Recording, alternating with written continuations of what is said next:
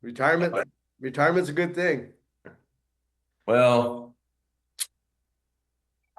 I got a long way to go. Hey, hang in there, man. And I'm way grayer than you are, so That's, that's my own problem. yeah, I can't help genetics. Yeah. Okay, are we ready to get started?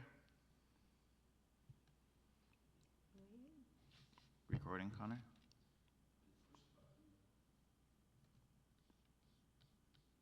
Recording in progress. There we go.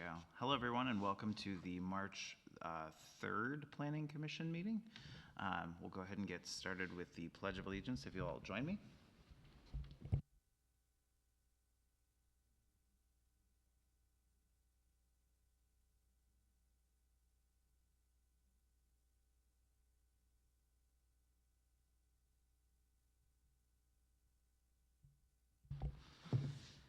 All right, thank you, everybody. Now moving on to item number 2, the welcome and introduction. I am Tyler McCloskey, the chair of the Planning Commission. We'll start with in the room first, and then we'll go online for those joining us remotely. Tiffany. Tiffany Mitchell, Planning Commissioner. Paul Fontenot, Planning Commissioner. Jim Fisk, Principal Planner. Connor Dahlquist, Associate Planner. All right, and we'll go online. We'll start with Wayne. Wainwright, Planning Commissioner. Joe. Joe Morrison, Planning Commissioner. And Stephanie. Stephanie Bailey, Planning Commissioner. All right, thanks, everybody. Item number 3, audience comments. I don't have anyone in the room, but if anyone on Zoom would like 3 minutes to make a comment for a topic that is not listed on tonight's agenda, please raise your hand. There are no hands raised online. Okay, we'll move on to the approval of the minutes from the February meeting. Has everyone had a chance to review them? Okay. Any additions, corrections, or a motion to approve the minutes? Motion to approve. Second. All right, all in favor? Aye. Aye. Any abstentions or noes? No, minutes pass. All right. Moving on to business. 5A, discussion about landscaping. Jim? Tonight we're continuing our work on updates to POMC 20.128, city's landscaping standards. As a quick reminder, this effort started in November when we first walked through the need to clean up the chapter, make it clearer and more predictable, and better align it with the range of housing types we're planning for.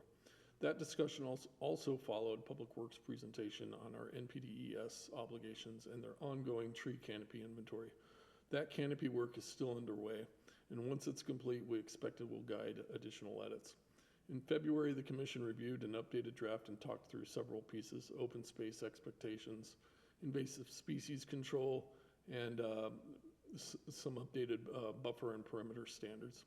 We also spent time on the policy question of how to treat middle housing compared to detached homes, given the equal treatment requirement under House Bill 1110.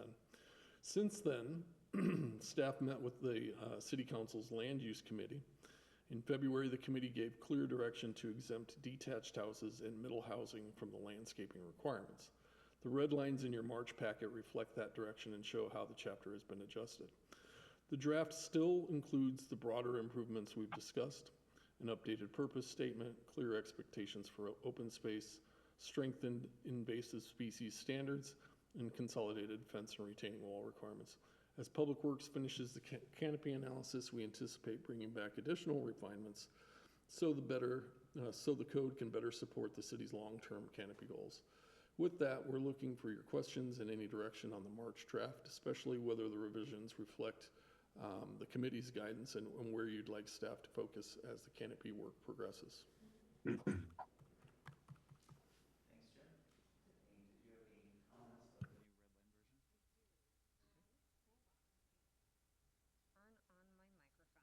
Okay, so I just wanted to say that I appreciated the update to the plant material and installation standards added to 20.1 to 8.050.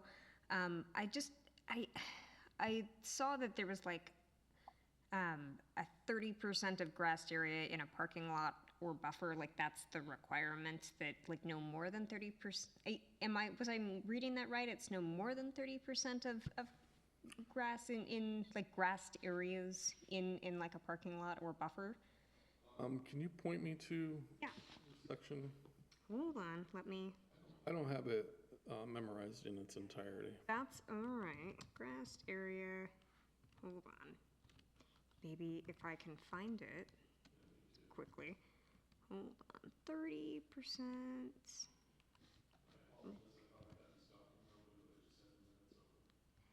Well, it wasn't a big deal. It was just more of like, how do we get to like deciding the sizes of certain things? So like, I believe it kind of said that too, even when we get into the fencing standards, that like, there's no more than 30% of like, Oh, the transparency requirement? yeah, and stuff. Like, I just don't know how we arrive at those numbers. Is it an arbitrary, like, space limitation, or, like, where does that come from? So that was a result of when we adopted residential design standards. So those standards currently exist in 20.139, which is specific to detached houses.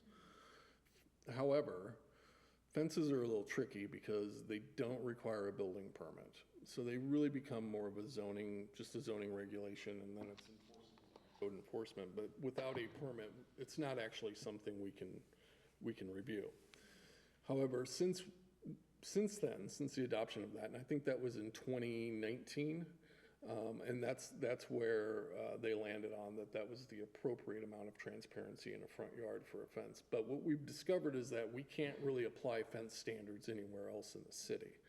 And so the idea here is to take those existing fence standards and put them in the landscaping code to make it applicable to all development. So in that section, what you'll see, which is new, is fence standards when it is oriented to the front entry of a building. And so that way we're not ending up with chain link fences in apartment complexes and that sort of thing, which really disrupt the pedestrian space. So that's the intent of that. And I found the section that my specific question was actually aimed at. So it says, let's see. It's the section right before tree and plant diversity. So it says in part B of the one before that, grass areas shall be sodded or hydroseeded unless otherwise approved by the director. Grass shall only be permitted in active open spaces as described in the code, or within parking lots, landscapes, and buffer areas. And so, like, let's see, there was another part, hold on, 30%. It wasn't a big deal, so maybe I should just let that one die. Because it, like I said, it really wasn't a huge thing. There was actually, now that I'm coming up on this question, there is a section about parking lots, about the possible, hold on, figure 20.128.070, 3A, parking lot perimeter landscape departure examples. And then there's a section in there that says above are two possible departure parking lot landscape buffer designs that may be acceptable in, and then we took out more and put in urbanized areas such as downtown. And I realized that this part didn't really substantially change other than the more part. But like, is urbanized area defined somewhere? No, but that's something that we should probably identify. And I think that for the most part, that's really an interpretation of the code. But the qualifier more is problematic because it either is urbanized or it is not. And I think even urbanized is kind of subjective too. It becomes more subjective with the more, so I appreciate taking that out. But like, I think at some point we need to look at a definition for urbanized. There was, I think, another word in there at some point that was like distressed, which also related to fencing. And how do we determine that something is distressed? Because I don't think that was really defined in there either. So just so that we can let people know when they're not in compliance what distressed means, so.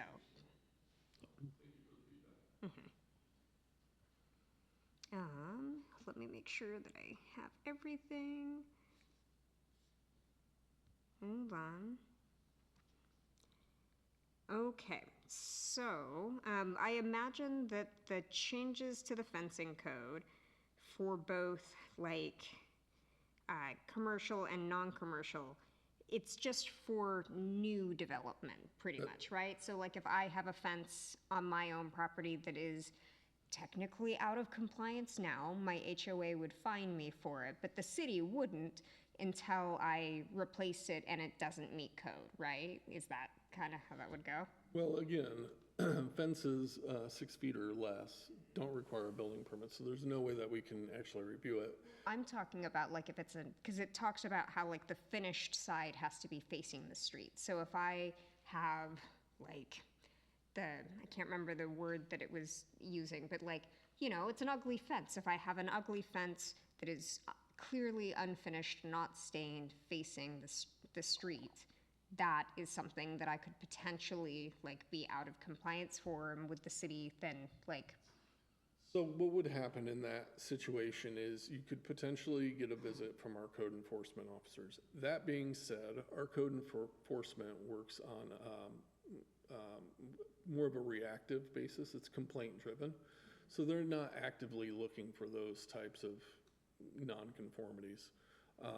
But certainly your neighbor could call something in if it did not meet code, and then code enforcement would have to come out, do their investigation, determine when the fence was built, et cetera, and then continue that discussion. Okay, and then also in relation to fences, sorry to continue to ask this. So like there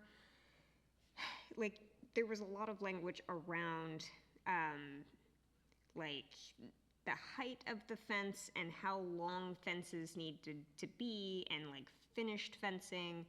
And when we say finished fencing, are we just talking about like the staining and all of that, or are we talking about like the terminus point of where the fence ends? I'm thinking kind of like a weird situation, because I have a neighbor in the middle of myself and another house. I know this is an odd question, that like has a fence on both sides between between their neighbors, myself and the neighbor on the other end, but they didn't fence the back. So the back is open. It is not facing a street, but if it were facing a street, would that have to be fenced, or does it matter?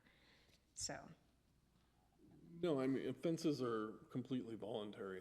So, I mean, there's no requirement that this be constructed. It's not saying that. Okay. It was just the language around like finished fencing. Oh. And so that's where I was trying to figure out, like, are we talking finished as in staining? As or in, we? yes, Yes. as in the finish of the surface. Okay, and that was also maybe just some additional feedback that, you know, maybe people would not overthink that to the level that I did. But it may be helpful to define what finished is, because that also is a somewhat subjective term too, so. Appreciate it. I think that's it for me. Sorry, I'll be quiet now. Thanks, Stephanie. Yeah, I mean, in terms of the fences and the requirements, I think that they're pretty much fine the way they are. As Jim had mentioned, the issue really only comes up, I guess, if somebody calls it in, or if somebody is reapplying for a permit. Beyond that, I think that most of the determinations, one way or another, are made by local HOAs in that regard. In terms of the landscaping, I thought it went pretty far to try. I like the part about noxious weeds being removed. I think that there should be more of an effort to do that in a lot of the places. So if people are reapplying for permits or new developments trying to come in, I think that them making an effort to remove noxious weeds according to Kitsap County standards is a step in the right direction. I saw the area that Tiffany had pointed out about a grass area being sodded and hydroseeded unless otherwise approved by the director. Frankly, I'm of the mind that we should be encouraging as little grass as possible in the Pacific Northwest, especially seeing as how most of the grasses that are here are not native to here. and they don't really work very well to control like stormwater and things to that degree. And as that becomes more and more of a concern as the years go on, I think that should be also a concern to the city, and should be considered when we're doing our landscaping policies of trying to find, as Commissioner Wright had pointed out in the previous meeting, I saw the video on that, looking for native species of plants as well. But overall, I think it's pretty good. Online to Joe. Did you have anything?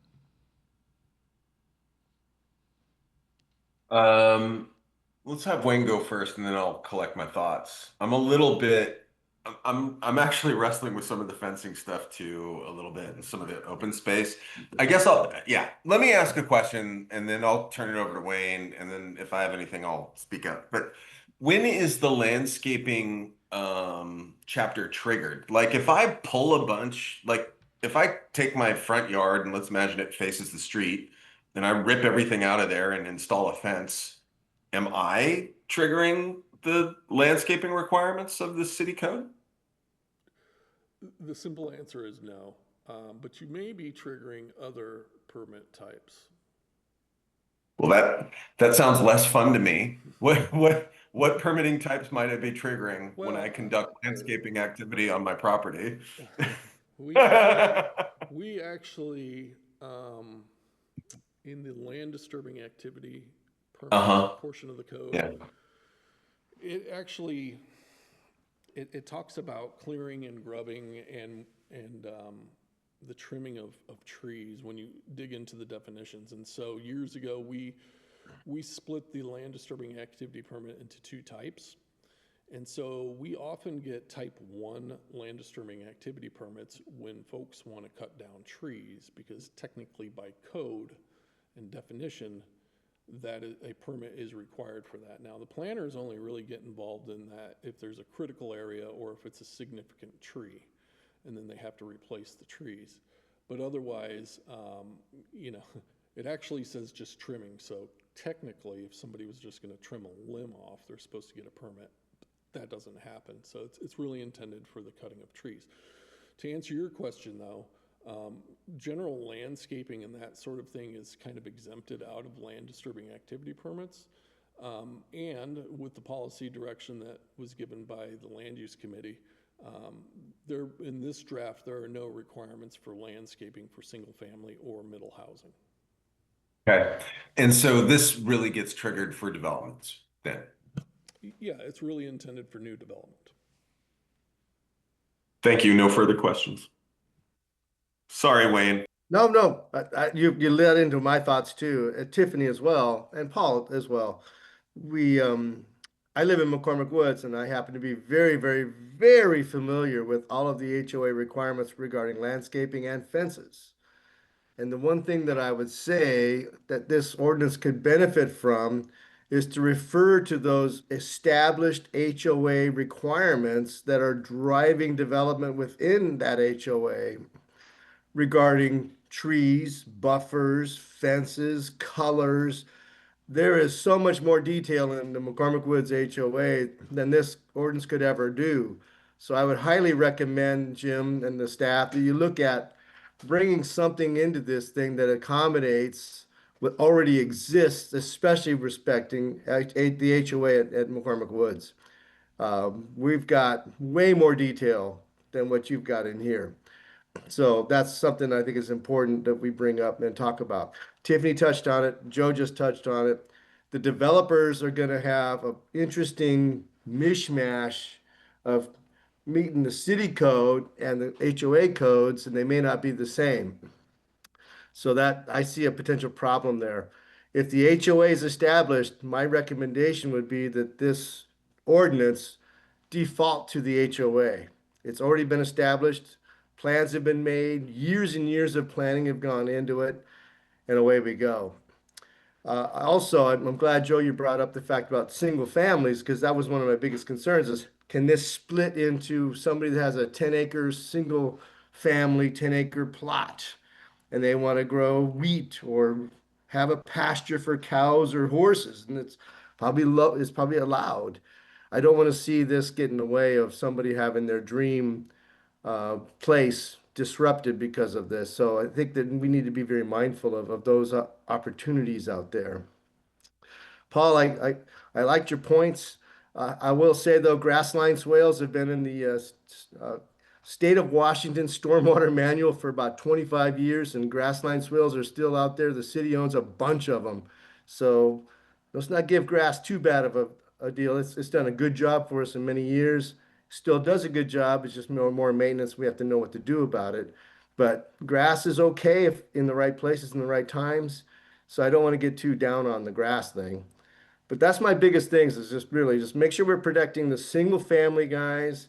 Let the developers do their thing, but if they're in the HOA, let the HOA rules apply because you can't force the HOA to comply with this, as I understand it. Now that might be a legal opinion from somebody more experienced than I in legal stuff, but we got to be careful not to get crossways with that. That's my thoughts. Stephanie, did you have anything?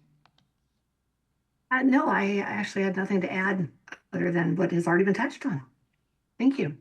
I actually do have another question. if we have- Tiffany? Yeah, sorry. Sorry to go back. This is for you, Jim. So one last question that I realized I missed in my notes here of questions. So, because the rest of the folks brought up the noxious weed stuff, and I do like that we have that. As I recall from, I'm trying to remember the exact verbiage, that it was like developers need to basically get a bond to like continue to pay for that like 3 years after the property is developed and all of that. So after that period, some weeds, I can't remember, I think it was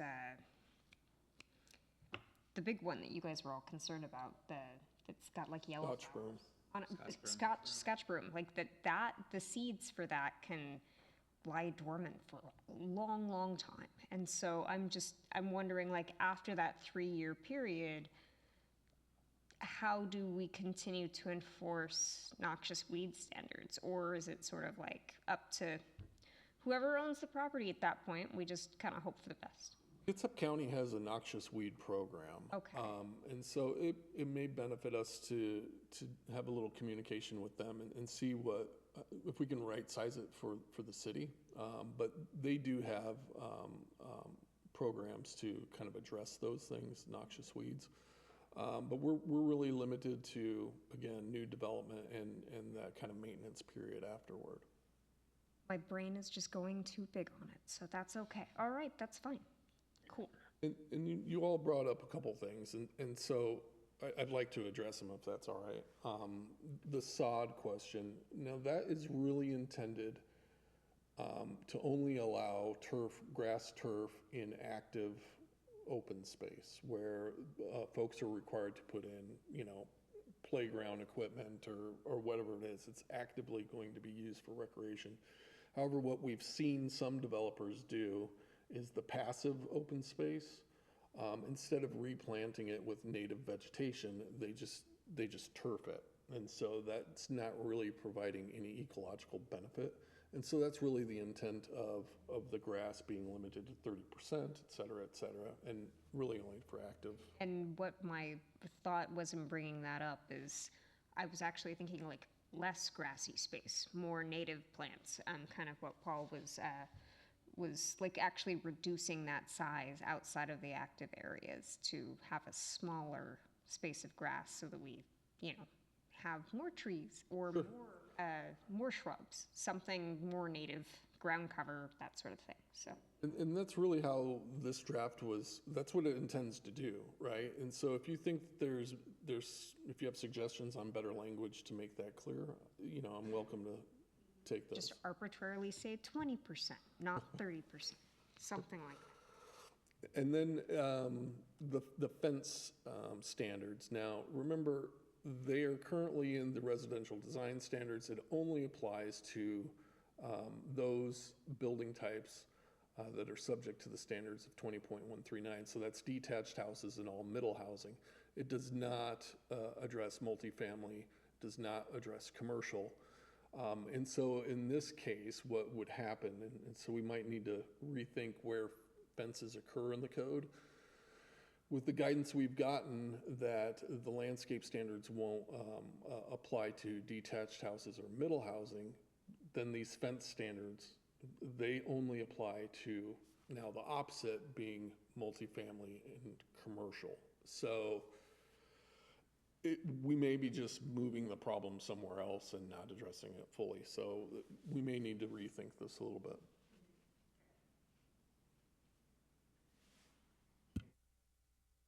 Wayne? Yes, Tiffany brought up another good point. We've been struggling in McCormick Woods right now with landscaping around recreational facilities. We have a new one in the trails that's got a pickleball court, basketball court, kids playground. They basically left all the scrub alder, the stuff that's about the size of my forearm, and all the stuff below it. And the wind came, of course, and blew all that stuff down. The other thing that they did poorly was that they didn't take care of the drainage. So everything, when it rained really hard, the playground flooded and all the alders died, which exacerbated everything blowing down. So when we talk about landscaping, especially for a commercial property, a commercial development, there needs to be something in there about drainage control and proper management and proper forest management. If you're going to leave trees that are going to fall down on the playground and bonk little kids in the head playing soccer, I'm not in favor of it. And we're fighting right now with Nick Tosti here in McCormick Woods about this exact same thing. So if you're going to do a landscape program, we should think it through all the way to what causes landscapes to work and what causes landscapes to fail. And drainage and plant propagation, proper plant installation, proper plant management for common areas and buffers is super important. We've also had issues where buffers were so small in Port Orchard that wind throw caused all kinds of power outages. I met with the engineer for the developer and said, you will have problems here, here, and here. I got some things fixed, but frankly, we had several power outages when trees were thrown onto power lines, very predictable because they didn't manage the buffer properly. So when it comes down to landscaping and you want to do a landscaping regulation that makes good sense, I think there's some things to be said about drainage, buffer widths, tree management, wind throw opportunities.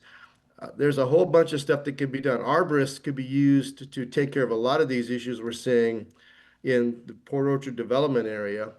But we're also now seeing that they're cutting everything down and we have nothing left to go with. I mean, they're using every square foot, so there's no trees left, which is also a shame. It could be, there's no balance right now in McCormick Woods. And it's actually a heartbreaker because like Paul, I want to see more trees. I want to see more, good quality opportunities to view the woods. But right now, the woods is becoming no more woods. So I'm not sure any of this regulation would even apply to McCormick Woods because of the way the whole setup is going. But it would be sad to see the future not address some of these issues. And I can give you direct details, and Jim and staff, I can take you to these places and show you exactly what I'm talking about. So I think we need to give it some good thought there. Let's just add more trees altogether. Like every single section, add 20 trees.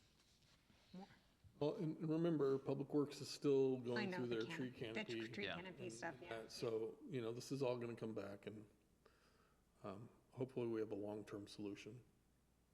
Yeah, and just to mention, like that's sort of my hesitation oftentimes with like trying to, abide our code by developer standards or by HOA standards or this, that, the other, is that a lot of the times they're not really focused on sustainability as much as making a nice looking neighborhood now or making a profitable neighborhood now and not focused on 20, 30 years down the road. And so like, Wayne's concerns, it's like we want something that's built sustainable, that's going to look good after a few decades. So, I think that like looking forward on this stuff, I mean, again, I think this is maybe the conversation's kind of gone outside the current, code that we're discussing here, but it's worth keeping in mind of like, what existed for, thousands of years before development ever got here and trying to focus on that a little bit because, nature kind of knew what it was doing before we came in and started building houses. So I think that's worth considering.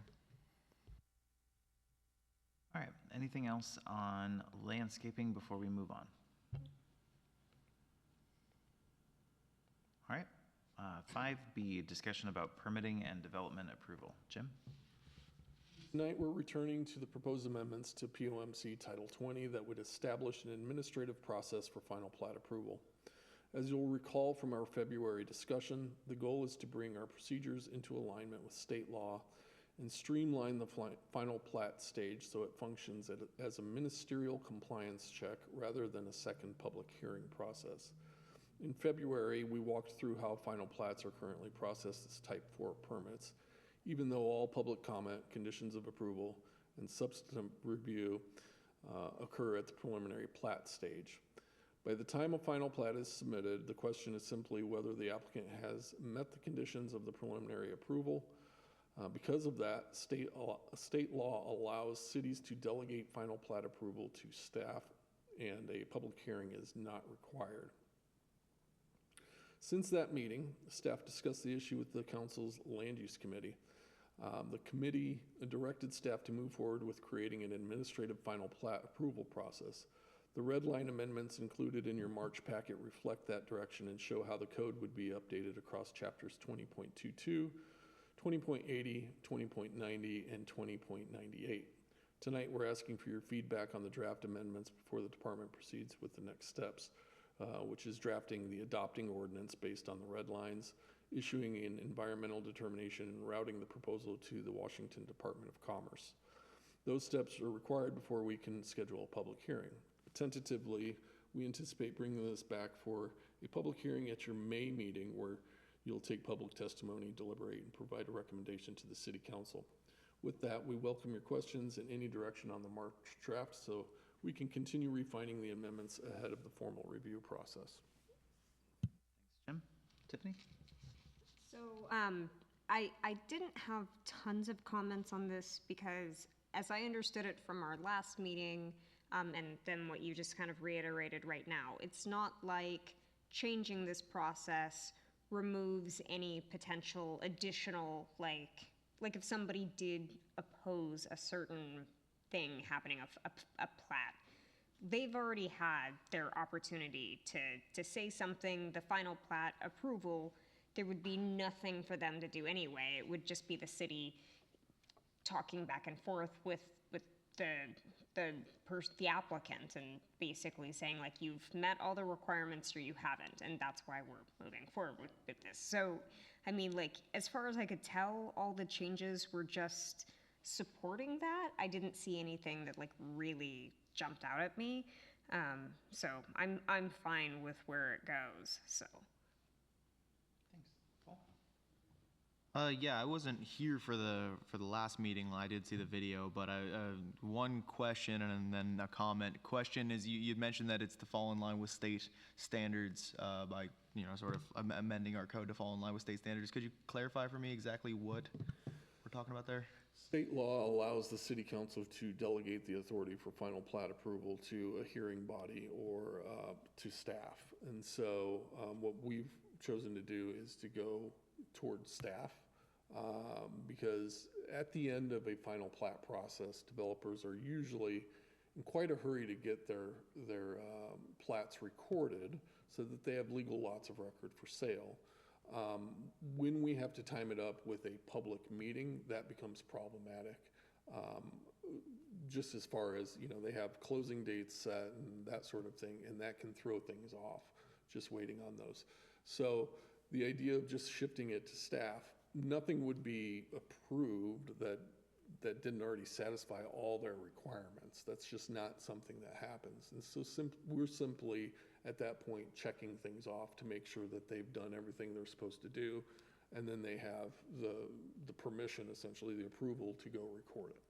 Okay, so it's mostly just like usually there's an issue for the person trying to get it approved if they have to time it up with a public hearing, so it'd be far more efficient because it's going to go through the design standards or the standards that we have anyway. Well, we are technically, by state law, not allowed to hold another public hearing on it. Okay, so we can't hold a public hearing. The code currently says it's a type 4 permit. A type 4 permit requires a public hearing. We're not allowed to have another public hearing at final plat. It's simply, have they done what they're supposed to do or not? And so at that point, the city council, who currently approves final plats, they're really put into a corner and they're obligated to approve it regardless. And so it just makes sense to take that from the council and make it a ministerial review. Yeah, I would say I'm in agreement with that. The only concern like I had, or the only thought I had as I was, getting the rundown is, so as being on planning commission, I've seen a few times. It hasn't happened too frequently, but a few times where the public has been, at the final stages of these sort of things of being approved, and then they come in furiously angry, wondering why this, they didn't know about this until, just a few nights ago or something along those lines. But I feel like that's more of a public outreach issue, or just like before that ends up going to the last stages, how do they know about that? But yeah, I would say that in terms of the code as it currently is, it's. So just for your benefit, what happens now when somebody wants to subdivide their land, they have the legal right to do that as long as they meet code, meet zoning, all of these things. And so when a preliminary plat application is submitted to the city does a notice of application that goes to all property owners within 300 feet. The city also issues a SEPA determination, which goes to all property owners within 300 feet.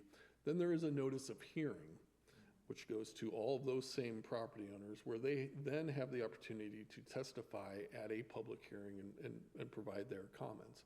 The hearing examiner reviews the record and compares it to code, essentially reviews it for consistency with the code, takes into consideration any comments that are received, and may put in conditions of approval that address those comments. Once that preliminary plat decision is issued, there is an appeal process there that needs to be submitted in a timely manner. The developer then will submit a land disturbing activity permit, which is a type 2 permit. That also requires a notice of application. It also, there is a decision that's issued and distributed to any parties of record. There's also an appeal period associated with that. At that point, when they receive the land disturbing activity permit, the developer will then go build the roads, grade the lots, put all the infrastructure in the ground that they need. And once they've satisfied all of those requirements, then they will submit a final plat application. So at that point, it really doesn't make any sense to have another public hearing and have this notification, because they've already been given the right to do this to the property with those expectations, and that's what they follow. Okay, yeah, in light of that information, I agree completely. I would say that's as long as those processes are going through, then yeah. Lack of oversight, it's just, I think, to speed up the process, correct? Like, that's sort of like you're not limited by waiting for a city council meeting for city council to approve it. It's something you could do. Yeah, it's that, and at that point, the city council or hearing body really doesn't have a choice. Yeah. So.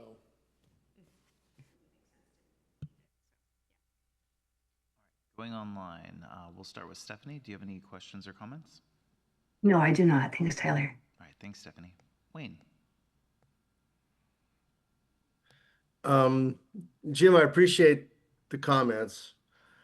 There was something happened in 2024 in McCormick Woods where the current platting that's going on right now got zoned from R6 to R5 or R5 to R6, and I don't recall ever getting an information request for comment, concerns about what happened there. And I sent you an email. Actually, I left you a voicemail about 2 or 3 months ago about this, because I never understood how they got so many small, tiny lots right next to the golf course on 3 different big plats.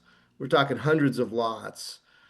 And the drainage is an issue, the trees are an issue.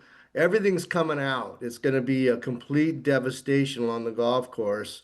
And the drainage is going to go right down to the bottom of the slope onto the golf course. And I've got extreme serious concerns about that. So I don't recall ever getting the conversation with the city of, hey, guess what? They're going to do something different. And maybe it was with the whole master plan and the way it all worked out. But boy, I was shocked when I learned that information. I testified recently at a public hearing about this. So I'm just concerned that we're not necessarily taking care of the overall environment with some of these decisions, and I don't think the public's getting a good chance to comment on it. And it could be because of the way the master plan of McCormick Woods was laid out. I could just be too late to the game, but I was pretty surprised when that went down, and I learned that. Can you enlighten me here, Yeah, or I'd am be I happy just? to. Yeah, please, thank you. So the R6 district was created in, gosh, I want to say 2018 or so. And really, the only difference between the R6 district and the R2 district were setbacks. When we went through we've done some updates to our zoning districts between that 2018 and prior to starting the comprehensive plan process. But when we started the comprehensive plan periodic update, this was something that we spoke at length about, I think, and we showed on the zoning map where that R6 was being changed from R6 to R2, and then the middle housing regulations to implement the comprehensive plan actually repealed the R6 designation. The application that you're talking about was submitted prior to the middle housing ordinance being adopted. It was kind of in between the end of the comprehensive plan and that middle housing implementation for the comprehensive plan. So that's where that all occurred. We brought it here to the Planning Commission, talked about repealing R6, and that's how that happened. Now, to that end, the current zoning is very similar to what was there before. In fact, some of the lot sizes that were approved through the middle housing have actually increased the minimum size of a lot, where some lots were permitted to be 3,200 square feet. Now, pretty much across the board in all our districts, the minimum lot size is 5,000 square feet. And so that it was a fairly significant change and made everything the same as before. It really depended on which zoning district you were in. And so there was a very public process to that change that amended the zoning map. In fact, I think you were on the commission at that time. I was, but it wasn't clear how that was affecting McCormick Woods when that was described. So I was still surprised when that all went down, and it was not at all clear to me at the time that McCormick Woods was being affected this way, because those lots are going to be a disaster. They will all need pumps in the bottom of their basements. There's a lot of water running off. I already commented on the critical areas, and I'm in disagreement professionally with the way that went down, but the city has made its decision. But I want to go on record that there are going to be people that are going to be very angry when this gets built. That's after 45 years of being a development consultant, that this is going to be a problem on everything along 13, 14, and 15 holes are going to be a problem. So get ready, because there's going to be all kinds of issues. I can certainly share your concerns with the engineering department when they review this as part of the land disturbing activity permit. I mean, that's part of it, the storm drainage permit, land disturbing activity. They are addressing stormwater concerns there. So I will bring it to their attention to keep an eye on it. Well, that stormwater's got to go right across the golf course and on to where the ponds are, which are actually quasi-natural wetlands that have been converted to storm ponds that they're using as stormwater facilities, which is another one of those unusual little gimmies to them. And I'm just concerned that that's all going to come back to the HOA that's got to pay for the future maintenance of all this stuff. And that's where I'm concerned about this, because as a homeowner out here, and Tiffany is as well, this is stuff that we pay for. If the city does a bad job or the development does a bad job, it becomes HOA ownership. We've got all kinds of problems, and a ruined golf course because the developer wanted to make a bunch of money and we let them. So I just want to be fair and honest about this up front. So please tell the engineering department that there's some serious concerns here. Sure. Those three big developments are not well designed right now. Commissioner Wright, I hear what you're saying. I think it's outside of what we're discussing, obviously, as far as final plat processing. So I would encourage you to keep an eye out on a public notice sign that comes up as part of the land disturbing activity permit, and make comment if you feel it's necessary. And that way you can be on record with your concerns, and also set yourself up as a party of record. And that has been done already.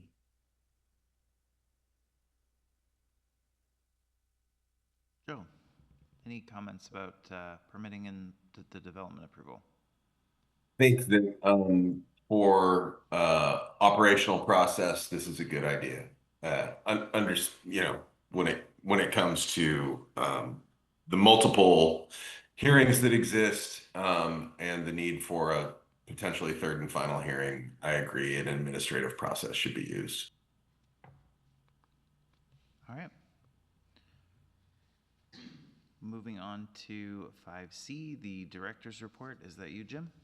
Yeah, only one thing to report. McCormick West Division 15, the city council approved it at their last regular meeting. So several more lots. I'm speculating, but I believe it's about 50 lots. So yeah, that's all I have to report. Anything else for the good of the order? All right, we will go ahead and adjourn, and we will see everybody at the April 7th meeting. Thanks, everybody. Everyone, enjoy California, Wayne. See ya. Recording stopped.